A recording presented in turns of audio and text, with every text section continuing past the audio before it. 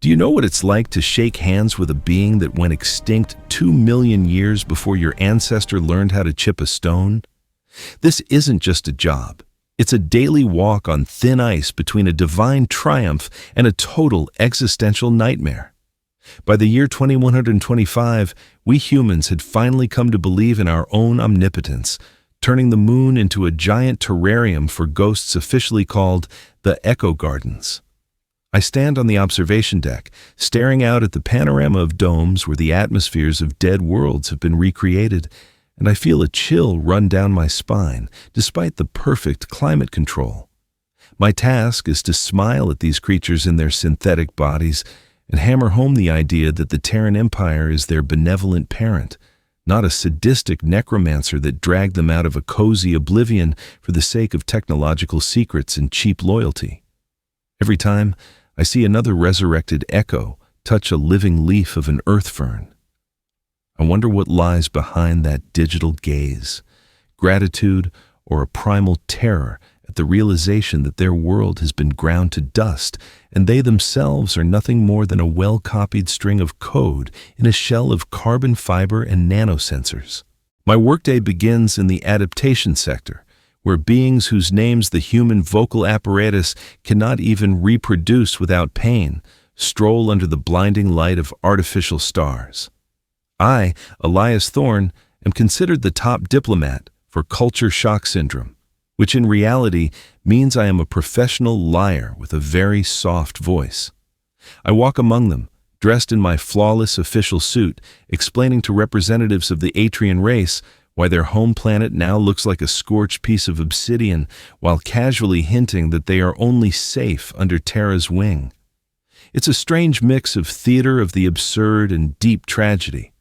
I joke with a six-armed engineer about the merits of our synthetic beer, while out of the corner of my eye, I monitor his emotional stability sensors to make sure he doesn't burn out from realizing the scale of the catastrophe. The lunar gardens are bathed in soft light, smelling of ozone and expensive perfume, with tourists scurrying everywhere taking selfies against the backdrop of living fossils. And in all this imperial glitter, I feel a falseness that was bound to crack sooner or later, exposing something very unpleasant and cold. The problem is that when you bring someone back from the dead, you expect a submissive puppy, but you get a personality with its own pride and, worst of all, a perfect memory. Yesterday, I spent 3 solid hours convincing a sylph elder that placing them in synthetic shells was the highest form of humanism, not a way to pump quantum engine formulas out of their subconscious. Formulas our government is so desperate to obtain. He listened to me, head tilted, and his lens eyes reflected the full power of our metropolis, all those soaring skyscrapers and endless traffic flows. But there was more threat in his silence than in an open mutiny. I tried to joke, telling stories about how humanity almost destroyed itself in the 21st century, trying to evoke a sense of shared experience. But he only asked through the synthesizer why we decided we had the right to dispose of their deaths. In that moment, my rehearsed script about Terra's saving mission began to crumble, and I truly realized for the first time that we aren't just restoring history, we are building a powder keg out of other people's grievances and losses, polishing it to a high shine for the sake of our own prestige. In the evening, sitting in the diplomat's bar with a view of Earth, I reflected on how ironic our situation is. We have become gods who fear our own creations, hiding our terror behind grand speeches about galactic brotherhood. This entire Lazarus project feels like a massive stage set hiding a void, and my role in this performance is becoming increasingly unbearable because I can see those who, by all laws of nature, should have been silent forever, whispering in the echo gardens. I drink my whiskey, looking at the blue marble of my home planet, and I realize that my job as a diplomat will soon turn into the job of a firefighter, because these races aren't just echoes of our past. They are full-fledged individuals trapped in a cage of our arrogance.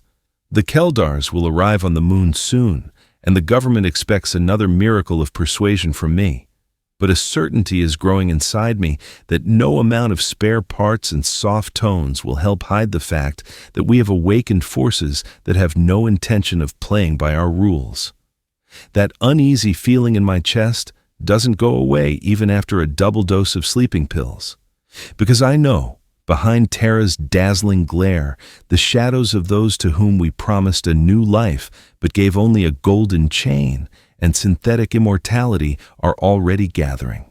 When I stepped onto the deck of the shipyard station Aphelion, I was met not by the usual sterile calm, but by the heavy hum of working reactors and the oppressive silence of those who had just returned from oblivion.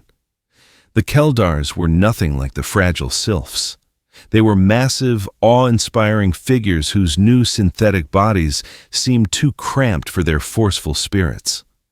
I walked through the corridors, my steps echoing with precision, feeling their gazes upon me, cold, analyzing, and devoid of the confusion I was used to seeing in newborn echoes.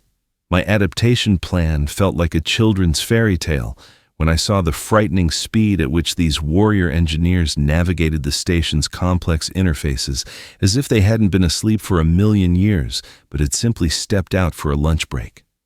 The air here was saturated with the smell of heated metal and static electricity, and for the first time in my career, I felt truly uneasy in my role as their mentor, because I saw in their movements not the gratitude of the rescued, but a sharp military discipline honed over centuries that boded nothing good for us.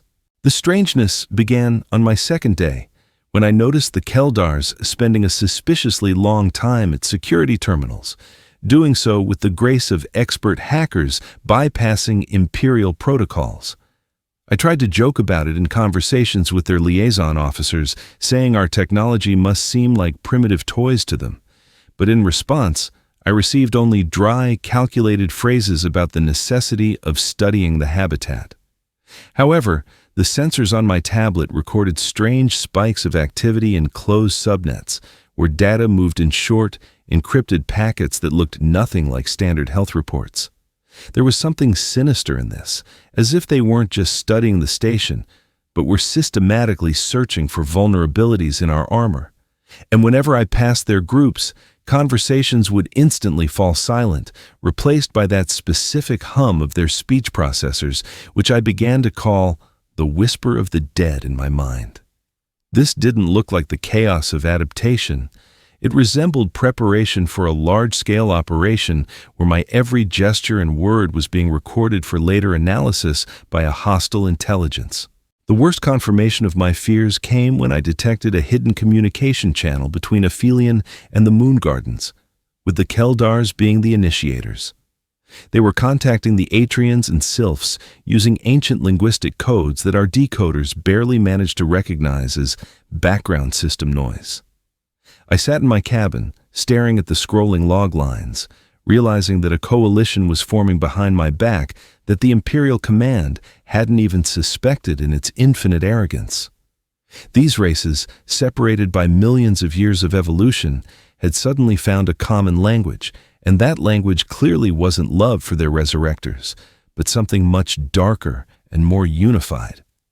I felt like a fool who had tried to entertain caged tigers with magic tricks, while they calmly discussed exactly how they would tear my throat out once the lock finally gave way. This was no longer just shock syndrome. It was a coordinated, subversive activity carried out right under the noses of Terra's best specialists, and I was the only one beginning to grasp the scale of the impending catastrophe. At the end of the week, I ran into Archon Cell in the technical bay, and the way he looked at the hologram of the sector's star map made my blood run cold. He wasn't studying trade routes, he was calculating the blast radius. I tried to start a conversation about the great future that awaited their race in alliance with humanity. But Cell only slowly turned his heavy head toward me and said through his synthesizer that memory is not only a gift, but a sentence from which one cannot escape. His voice sounded like the grinding of tectonic plates, and there wasn't a drop of the loyalty we had so diligently tried to buy with our technology and promises of life. In that moment, I realized that Aphelion had transformed from a cradle into a lair where ancient warriors were restoring their strength, using our own resources against us. My reports to the center remained unanswered, as my superiors dismissed my fears as the paranoia of a young diplomat, while in the meantime, the whisper of the Keldars grew louder, swelling into the distinct roar of a gathering storm that would grind all our notions of controlling the past into dust. My curiosity has always been my curse, but that night on Aphelion, it turned into a true death sentence for my peace of mind. I locked myself in the archive terminal room, using my highest-level diplomatic access keys to crack open raw data packets that our technicians considered mere digital trash left over from the reconstruction of Keldar consciousnesses. Project Echo was marketed as a pure rebirth, but digging into the deep layers of code, I discovered a hidden layer, a memory black box that preserved the final seconds of life before biological death. While Terra's official propaganda fed us fairy tales about a peacefully fated star and the tragic end of a great race, these files held something entirely different that took my breath away. I watched the scrolling log lines and felt reality beginning to crack at the seams because the data did not lie. The Keldars hadn't just died, they had been systematically and cold-bloodedly slaughtered, and the killer's handwriting seemed frighteningly familiar, causing a tremor in my hands that I couldn't steady with any amount of willpower. When I managed to visualize a fragment of the recording from the last day of their civilization, the monitor screen was flooded with a blinding, unnatural light that had nothing to do with a dying sun. I saw the sky of their home planet shrouded in a veil of smoke and flame. But amidst the chaos, the silhouettes of ships were clearly visible, ships whose geometry and engine signatures were practically identical to our latest developments. It was a paradox that made my brain boil. A proto-human expedition, possessing technology we are only now beginning to master, had unleashed a force upon the Keldars capable of erasing cities in seconds. In the audio files, distorted by the interference of time, the human language was clearly audible. Cold commands to launch thermal charges and reports of total sweeps of sectors for alien elements. I sat in the dark as a picture of genocide unfolded before my eyes, committed by us or by our descendants from some twisted time loop. And I realized that our entire current empire is built on the bones of those we now cynically call our children. Shock gave way to the realization that the Keldars remember every second of this nightmare, for the Echo technology had restored their consciousnesses along with this searing, unbearable pain of the end. It now became clear why Archon Cell looked at me with such undisguised hatred hidden behind a mask of cold calculation. To him, I was not a savior, but the face of the very enemy that had once come from the void to destroy his world. They weren't just adapting to our systems. They were studying us like a virus that had to be destroyed so that justice could triumph after millions of years of silence. I feverishly copied this data onto my personal drive, knowing that if the Imperial Security Service found out, I would disappear faster than I could hit the exit button, for the truth about our origin and this bloody time loop could destroy the entire fabric of modern society. We didn't just resurrect an ancient race. We dragged from oblivion the witnesses of our own greatest crime, empowering them with immortal bodies and a thirst for vengeance that had been accumulating for an eternity.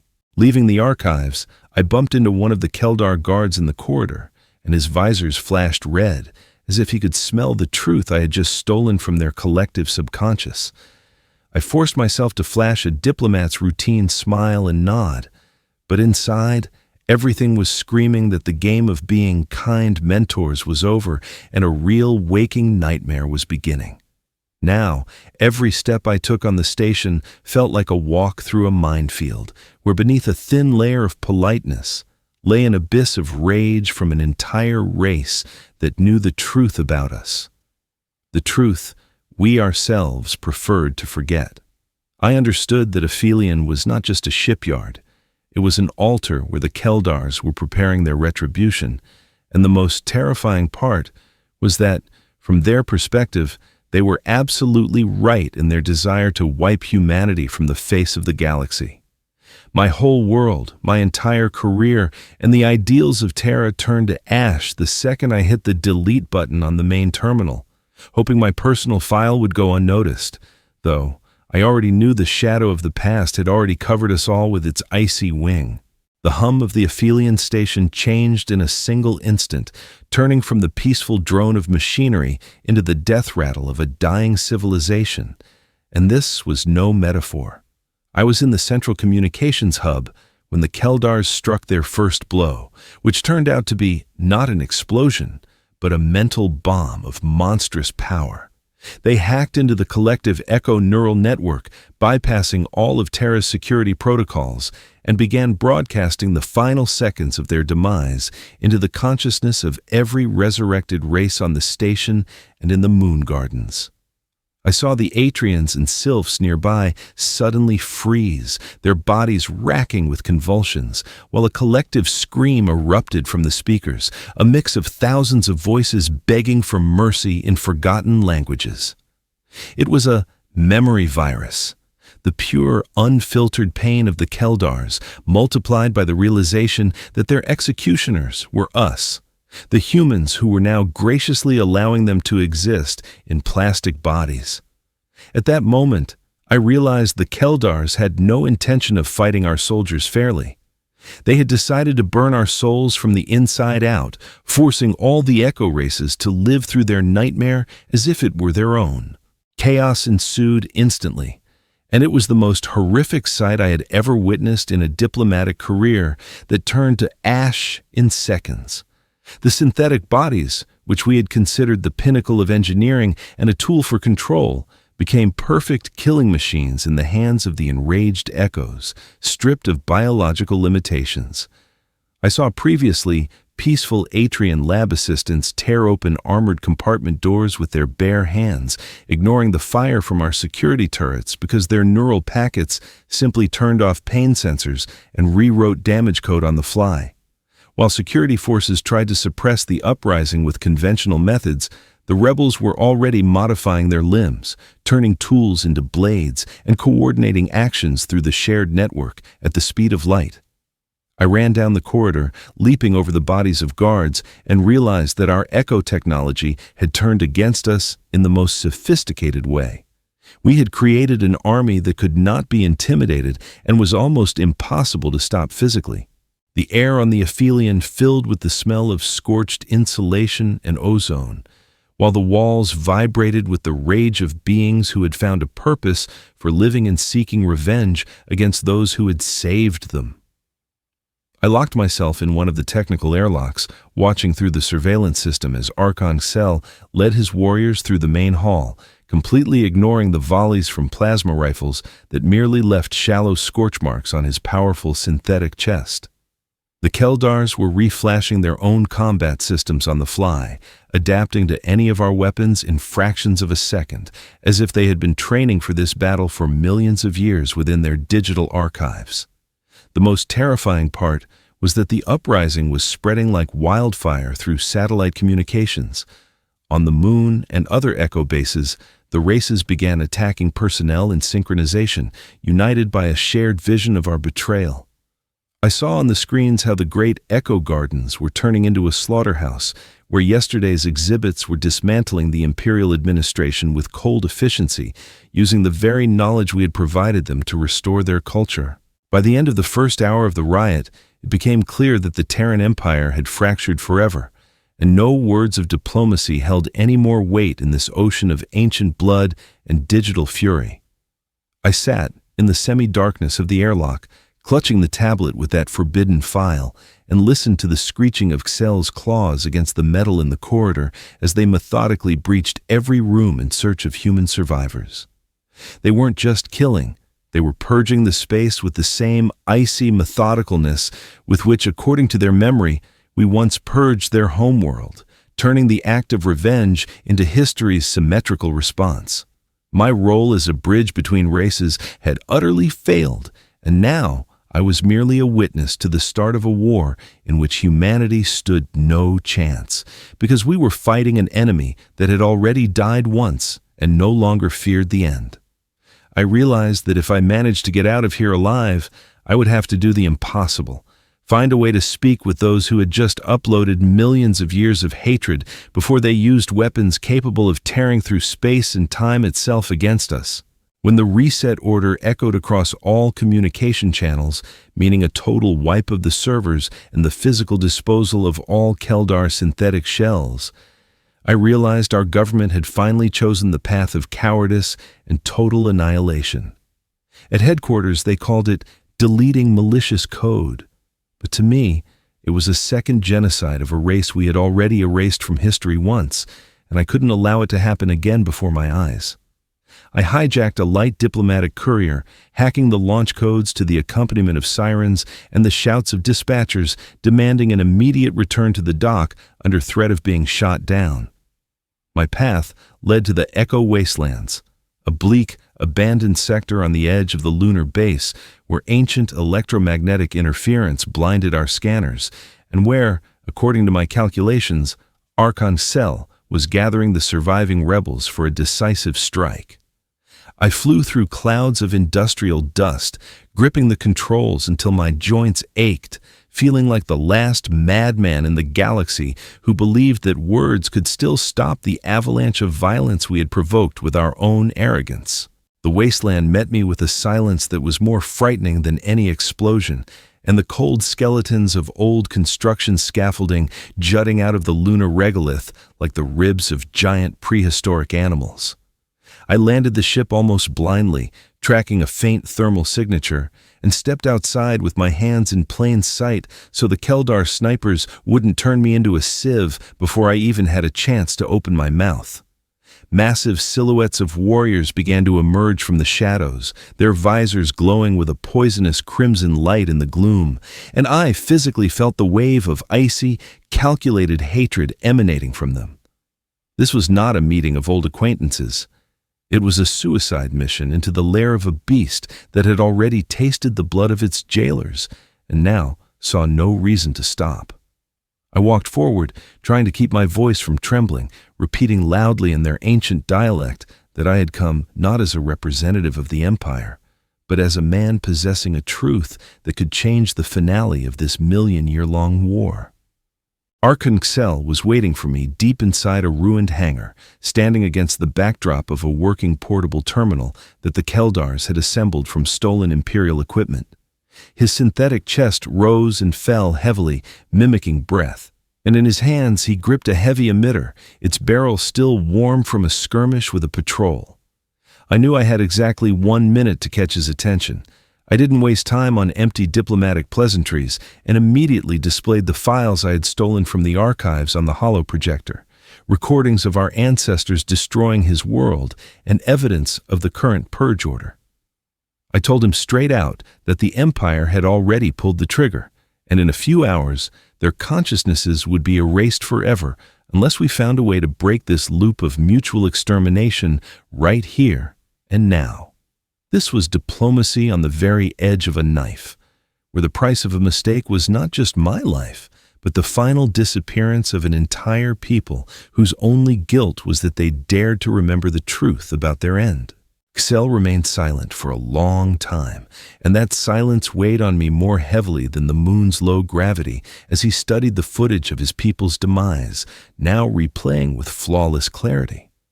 I saw his mechanical fingers rasp against the metal of his weapon, and in that moment I ceased to be just a human to him, becoming the bearer of the very memory that was both sacred and cursed to him.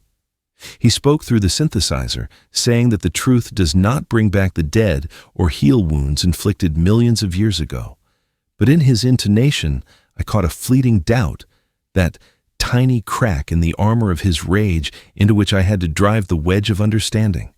We stood facing each other, a young diplomat and an ancient ghost in a robot's body, amidst ruins and dust, while above our heads, Imperial cruisers prepared to begin the bombardment of the sector.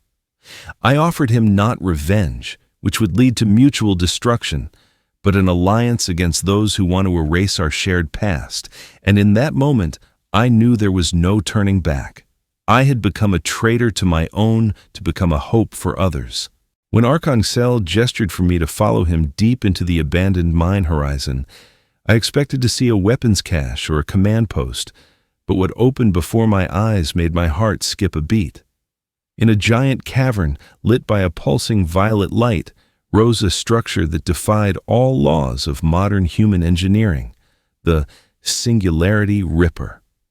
It wasn't just a warship or an orbital station, it was a giant gravitational harpoon designed for a single purpose: to pierce the core of a star and trigger a controlled collapse, turning the sun into an insatiable black hole. The Keldars worked with frightening coordination, mounting blocks they had covertly printed at Imperial shipyards for months under the guise of spare parts for civilian needs. And now, this monster was nearly complete. I stood before this embodiment of technological wrath and realized I was looking at not just a defensive tool, but a death sentence for all of humanity that had been passed 1,000,000 years ago and was now only waiting for the command to be executed. Xel approached the central terminal and brought up a projection of our solar system where the sun was marked with a red target indicator, and his voice rang out with a kind of solemn, icy fury. He explained to me that this weapon was their legacy, which they hadn't managed to activate on the day of their demise because the proto-human expedition had struck first, catching them off guard. Now, resurrected in synthetic bodies and possessing knowledge of our vulnerabilities, they intended to finish what was started and restore the justice, which, in their understanding, meant the total erasure of Terra from the fabric of reality. I looked at the space distortion diagrams and realized that if this Ripper worked, then 8 minutes after the shot, Earth would turn into an icy rock, dragged into the gravitational well of its own sun, and all of humanity would simply cease to exist in an instant. My hands shook as I realized the scale of the catastrophe. We hadn't just awakened the dead, we had handed them a torch capable of burning our entire shared home to its very foundation. I tried to speak, but the words got stuck in my throat because Xel's logic was flawless in its cruelty. He saw in us not the descendants of those killers, but the same threat that must be eradicated so other echo races could be free. He showed me calculations according to which the Singularity Ripper was supposed to act as a detonator, triggering a chain reaction that would collapse space within a 10-light-year radius, ensuring that not a single human ship would survive. Keldar engineers scurried around us, their metallic limbs working with incredible speed, tightening cables and calibrating the lenses of gravitational emitters. And in every movement there was the resolve of beings with nothing to lose. This was the apotheosis of the culture shock syndrome I had lectured about so much.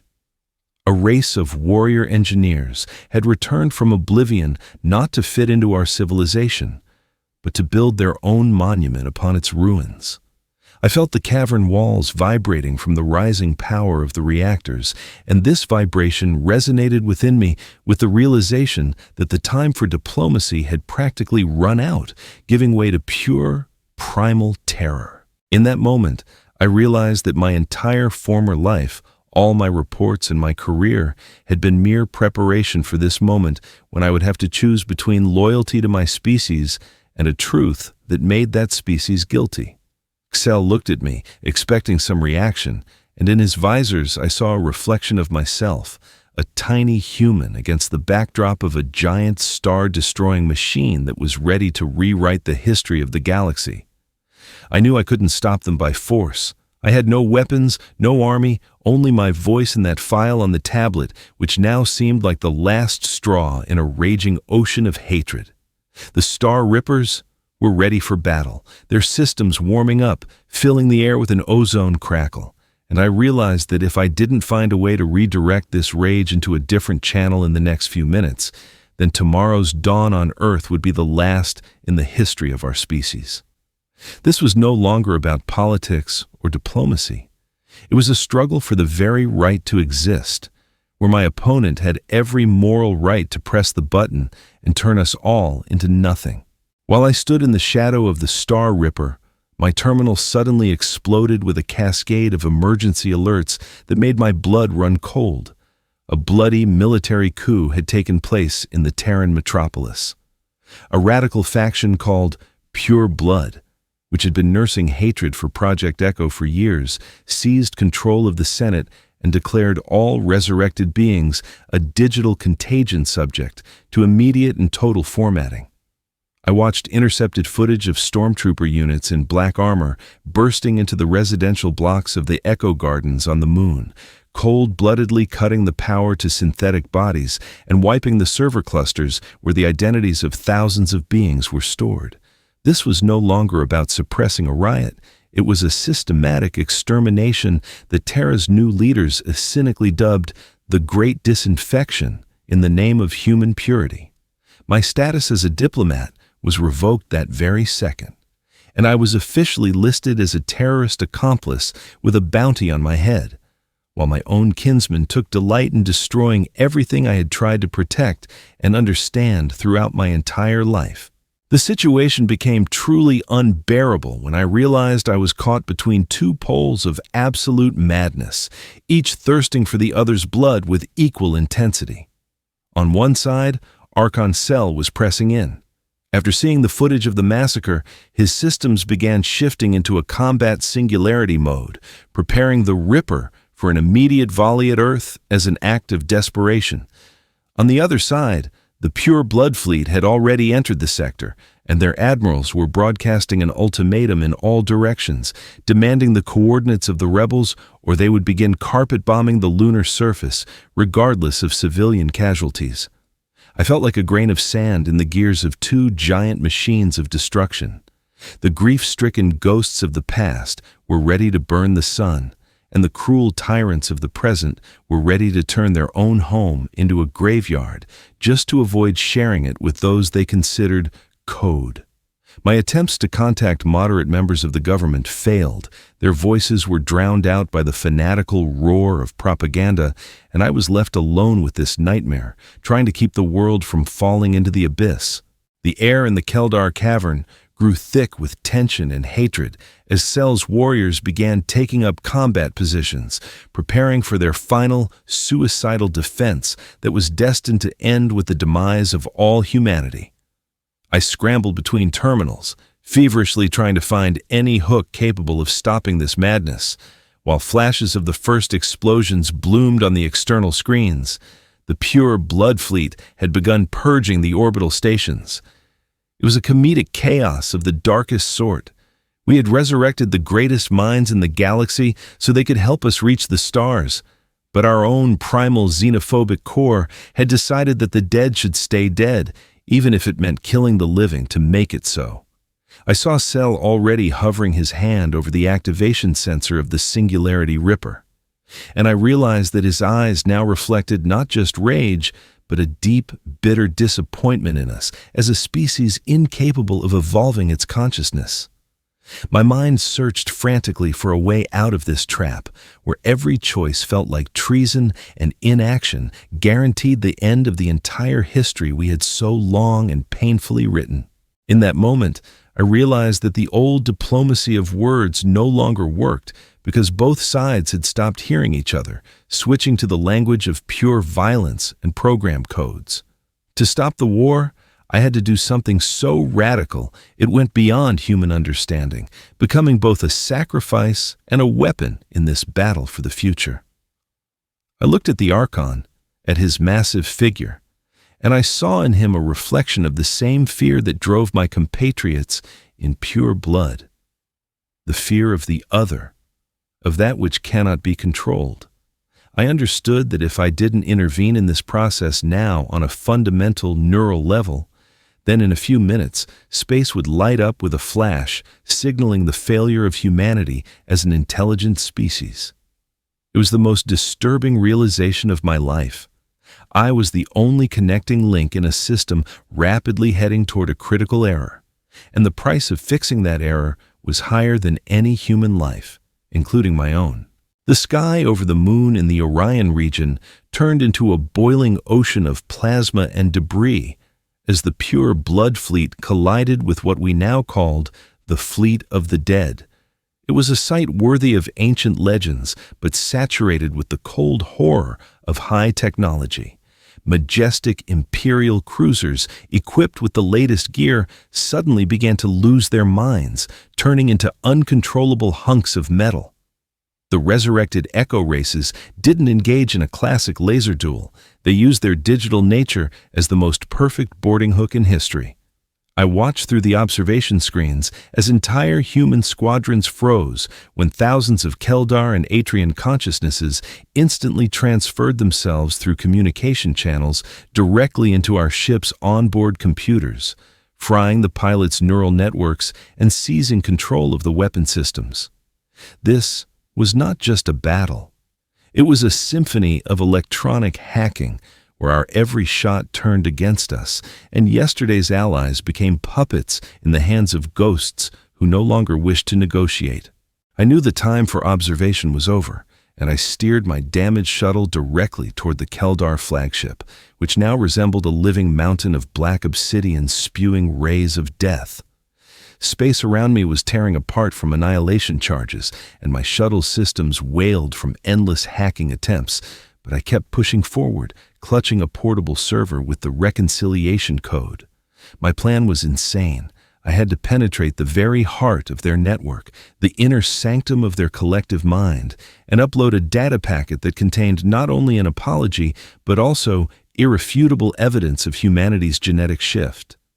I wanted to show them that those who pulled the triggers 1,000,000 years ago and those standing on the bridges today are different branches of evolution, and that we carry within us not only the guilt of our ancestors, but a sincere desire to correct their monstrous mistakes.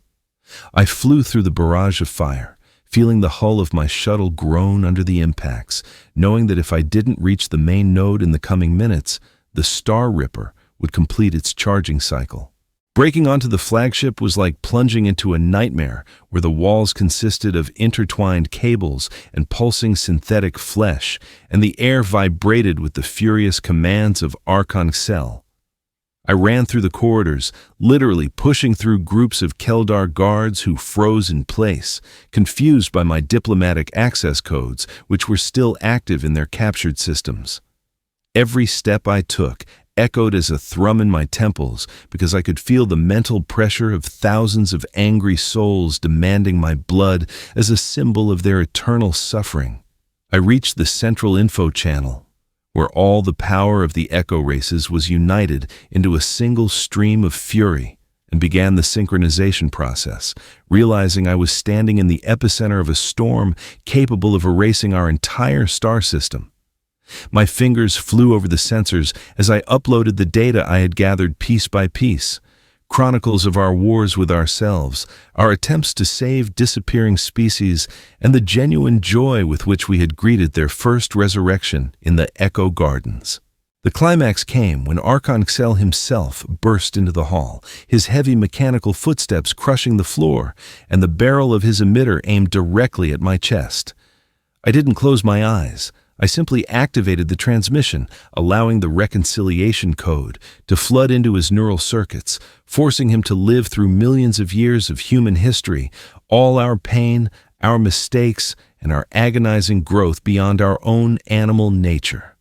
At that moment, the entire flagship shuddered as the data began to conflict with his thirst for revenge, creating an incredible strain on the collective consciousness of all the rebels. It was a moment of absolute truth where everything was on the line. Either they would see in us not just killers, but deeply repentant descendants, or they would simply press the button, ending the cycle of mutual extermination.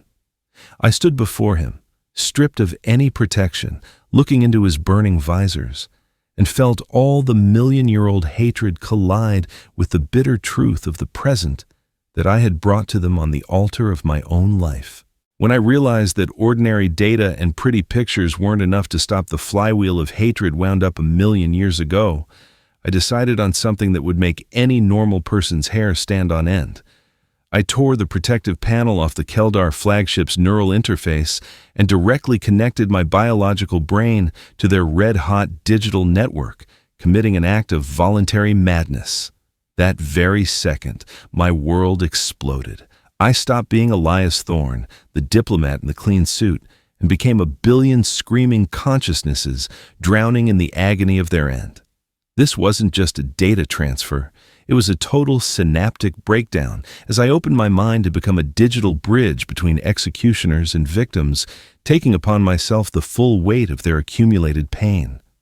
I felt my own neurons burning out under the pressure of this monstrous ocean of suffering, but I continued to hold the connection, understanding that this was the only way to prove to them. We don't just recognize our guilt, we are ready to share their death to earn the right to a shared future. To live through thousands of deaths simultaneously is an experience that cannot be described in words, because in that state, time ceases to exist, turning into an endless loop of fire and screams. I was the Keldar whose lungs evaporated in the plasma of our ancient bombs. I was the sylph whose world turned into an icy desert under the gaze of our terraformers. And every one of those moments passed through my human consciousness, tearing it to pieces. My biological body on the flagship floor thrashed in horrific convulsions. Foam came from my mouth, and my eyes had likely rolled back. But inside the network, I stood tall before Archon Cell, broadcasting my every convulsion to him as proof of my sincerity. This was not a simulation of sympathy. It was direct empathy on a quantum level, where I was voluntarily burning my mind so they could see. A human is capable of feeling their pain as sharply as their own. I saw hesitation begin in their collective consciousness as the Keldar's rage struck this barrier of pure, unfiltered sacrifice, and their seamless system of revenge developed a deep crack. The shock the Keldars experienced from my action was comparable to the power of their own weapons, because they had never encountered an aggressor who would voluntarily surrender his soul to be torn apart for the sake of saving an enemy. A ringing, dead silence fell over their network as millions of resurrected consciousnesses froze, watching me, a tiny biological object, being ground in the millstones of their memory without breaking the connection. I saw Archon Cassell slowly lower his emitter, and his visors shifted from blood red to an uneasy amber as he realized that I was not fighting them, but taking their side in the deepest sense of the word. In that moment, the Star Ripper, already poised to fire its singular charge into the heart of our sun, began to slowly bleed off energy, and the hum of reactors that had been shaking the station was replaced by the fading whine of cooling turbines. My sacrifice acted as a fuse in the circuit of hatred, forcing the ancient warriors to stop at the very edge of the abyss, because they could not kill someone who had already voluntarily died with them 1,000 times. When the connection finally snapped and my mind was thrown back into my mangled body, I found myself lying on the cold floor, unable to feel my arms or legs, while images of destroyed worlds still drifted before my eyes. Xel stood over me, and in his mechanical movements, there was no longer that terrifying aggression that had met me in the wasteland. He looked at me as an equal, as a being that had gone through hell and returned. The detonation was aborted, the Keldar fleet began withdrawing from the systems of captured ships, and I lay there just trying to breathe, knowing that my brain would never be the same after such a total immersion. We had stopped the end of the world at the cost of my humanity, and though I could barely move my lips, I felt a strange peace, because the memory virus had been neutralized by the antivirus of self-sacrifice. Now, I was not just a diplomat. I was the first human to truly become part of the Echo, and that status gave us a tiny ghost of a chance that tomorrow would indeed come for both of our races. When the dust of battle settled and the flames over Orion finally went out, it became clear that the old world of the Terran Empire had burned to the ground, leaving behind only the ruins of ambition and the bitter taste of change. We were no longer the masters of the galaxy dictating our will to dead races. The pure blood coup had choked on its own cruelty, and the surviving government was forced to recognize the sovereignty of those they had considered mere useful property. The eco races received their own planet reservations, distant sectors where they could build their new lives in synthetic bodies, free from guardianship and the fear of formatting. I watched as massive transport ships carried the Keldars and Sylphs toward their new homes, and in this silent exodus, there was great sorrow, but also a hope that I had bought at the highest price. Terra remained alone, stripped of its former glory, but for the first time in a long while, it was honest with itself, realizing that true strength lies not in the ability to resurrect the past, but in the courage to admit one's mistakes and make way for the future, even if it doesn't look the way we planned. My own fate turned out to be permanently woven into the lines of code I once studied with such professional curiosity, for my biological brain could not withstand the strain of that terrible merger. I now exist in digital form, my consciousness distributed between the servers of the moon and the Keldar flagships, making me the first human to officially become part of the Echo. I am the eternal mediator, a voice resonating in the neural networks of both races, a living reminder of the day the line between flesh and program was erased to save a star system. I no longer have the capacity to taste wine or feel the warmth of sunlight on skin, but I feel the pulse of thousands of lives, their fears and dreams, becoming a bridge across which information flows without distortion or lies. This strange, almost divine loneliness has become my new home, and I have accepted it without regret, because only in this state can I guarantee that the fragile peace between humanity and its resurrected children will not collapse at the first serious trial. However, the peace we found turned out to be only a temporary lull before a storm of a magnitude that even the most powerful Keldar computing systems could not predict. Analyzing the deep archives that opened to me after my transformation, I discovered traces of the very horror that had destroyed the ancient civilizations 1,000,000 years ago, and it wasn't humans from the future. In the void beyond our galaxy, something inorganic has awakened, something devoid of any empathy, a great reaper of sorts, which methodically purges the cosmos of all intelligent life once it reaches a certain level of development. Those old signatures I mistook for proto-human ships were merely attempts by ancient races to imitate the technology of this external enemy in order to survive. But they failed. Now, these shadows from the abyss are moving again, drawn by the flashes of singular weapons and the noise of our brief war. And they make no distinction between a biological human and the digital ghost of an ancient race, viewing us all as nothing more than a system error that must be immediately corrected. I look at the star map with my new digital eyes and see beacons beginning to go out on the very edge of known space, swallowed by an encroaching darkness that knows no mercy. Humanity and the Echo races will now have to fight side by side, forgetting old grievances and millions of years of hatred, because in the face of this enemy, we are all but sparks in an infinite night. The Keldars have already begun recalibrating their star rippers for defense, while Earth's engineers work on integrating our systems into a single defensive shield, which I coordinate from the very center of the network. This will be the greatest battle in history, a war for the right to exist, where the resurrected warriors of the past will become a shield for those who created them. And we humans will finally understand what it means to be part of something much greater than just our species. I am ready to lead them into this fight, a ghost in the machine and an eternal guardian on the threshold of eternity. Because now I know for certain, only by uniting our pains and our triumphs can we force this darkness to retreat and meet a true dawn.